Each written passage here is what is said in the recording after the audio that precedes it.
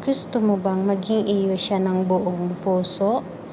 Kung oo, please continue watching.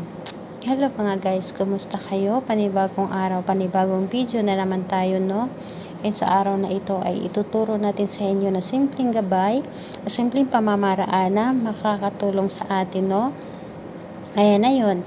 Bago ang lahat, gusto ko lang mag-disclaimer, no, sa mga taong hindi naniniwala o hindi gusto ang ganitong video. Please skip this video at maghanap kayo ng videos na gustong gusto nyo, no, dahil ang video na ito is para lamang sa mga taong naniniwala and gusto mag-try. And ayun, gusto mo ba ang iyong karelasyon na maging iyong-iyo siya ng buong puso at hindi ito magawa na tumingin pa sa ibang babae or sa ibang lalaki? And kung magtatanong ka, sis, pwede ba ito sa babae ito babae, lalaki ito lalaki? Yes, pwede ito, no?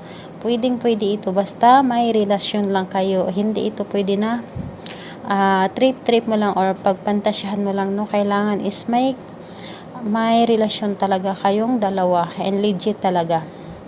Ayun. Ano-ano ba ang ating gagawin, sis, or materialis na ating kakailanganin is alam ko na meron kayo nito, no?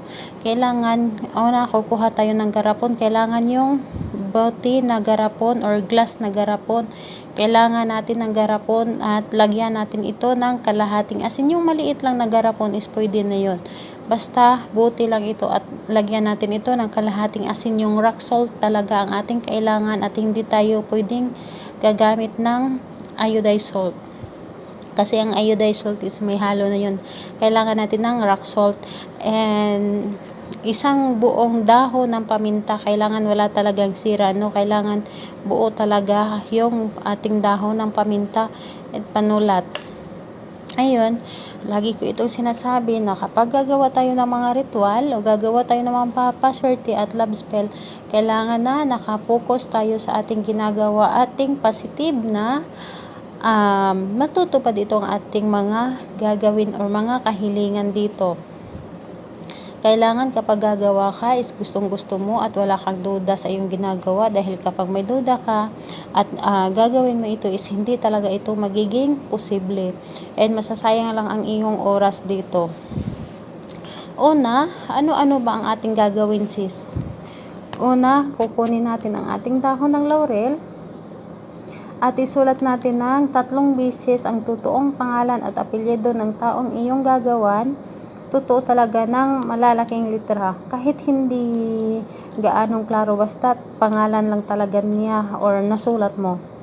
At pwede na rin kahit hindi ballpen kasi ang hirap itinta, no, yung ballpen sa dahon ng laurel. Kailangan natin ng pentel pen kung meron ka dyan. Pangalan at apelyido ng taong gagawan mo ng 3 beses. Kailangan mo pagkasya hindi ito ng malalaking litra. Ikaw na bahala magkasya. Basta 3 beses mo isusulat dito ang pangalan at apelyido ng taong mahal mo. Sis, natapos na namin itong gawin. Ano ang susunod namin gawin? Kunin mo itong ating dahon ng laurel at kakausapin mo ito na sa pamamagitan nito na tulungan ka na ang iyong taong ginawa nito is hindi na magawang tumingin pa sa iba, hindi na maakit sa iba o ibigay sa inyo ang buong atensyon, ang buong puso niya, at hindi niya na magagawang magloko o kahit ano pa yung mga kahilingan ninyo. Ihiling nyo na dito kahit na basta't galing talaga sa inyong puso, yung kumbaga with feelings talaga, yung galing talaga sa inyong puso, hindi yung basta-basta na lang binubukas sa iyong bibig. Kailangan talaga is galing talaga sa iyong puso na yung nararamdaman mo sa kanya na yung gustong-gusto mong mangyari para sa inyong dalawa. Ayun, sis, natapos na naming humiling, sis. Ano ang aming gagawin nito sa dahon ng laurel? Kumuha ka ng panindi dyan, lighter o posporo, kahit anong panindi. Sunugin mo ito at yung abo kailangan mapunta dito sa loob ng asin. Kailangan ihulog mo lang talaga, ihulog mo hanggang masunog ito lahat, ang dahon ng laurel. Kapag masunog mo na ito, habang nag-aaso pa yan, habang may aso pa yung ating dahon ng laurel, kailangan takpan mo na ito kaagad ang ating asin. Kailangan takpan mo na ito kaagad. Tapos, Sis, natakpan na namin. Saan namin ito ilalagay? Ilalagay ninyo ito sa matataas na bahagi ng lalagyan. Hindi pwedeng sa ilalim ng kama or sa mababa na lalagyan mo. Kailangan medyo mataas talaga. Hindi naman gaanong kataasan, basta't mataas lang talaga siya. At kailangan walang makakakita nito at sekreto mo lang ito at walang makakaalam na gumagawa ka ng ganito, no? And sis, kailan ba natin ito gagawin? Anong araw, anong oras ba? Gagawin natin ito ng Tuesday or Friday natin ito gagawin. Gagawin na pili ka lang sa araw, Tuesday or Friday, at sa oras naman ay kailangan gawin natin ito ng hapon. Mas mainam alas 5 or alas 6 ng hapon natin ito gagawin. Basta papunta na dyan na oras, yan ang dapat mong gawin ito. Ay, mali talaga. Mali, sorry. Umaga pala.